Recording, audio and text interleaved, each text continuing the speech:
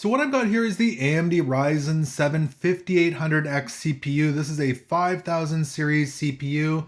You can see the CPU there on the side of the box.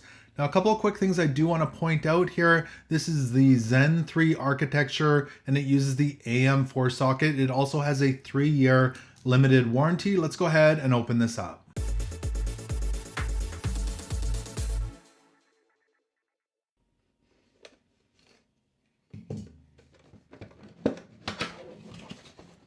So in the box, of course, you get the CPU. We'll have a closer look at that in a moment and go over some of the specs. You also get the installation instructions and warranty information.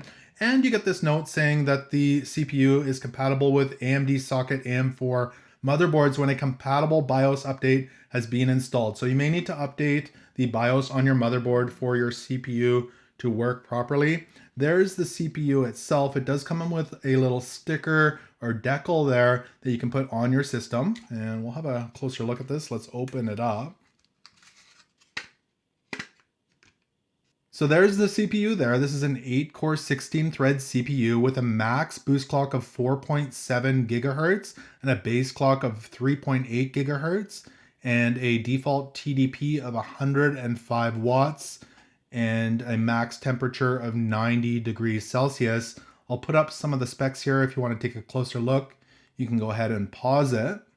Make sure to hold the CPU by the edges here. You don't want to touch the pins or the face of it. Now the pins are on the bottom here of this CPU, whereas on an Intel CPU, they are on the motherboard. Now this for connectivity is PCI Express version 4.0, and it can handle DDR4 RAM up to 3200 megahertz. And you do need a discrete graphics card for this to work. There's no integrated graphics in this CPU. Again, this is the Ryzen 7 5800X CPU.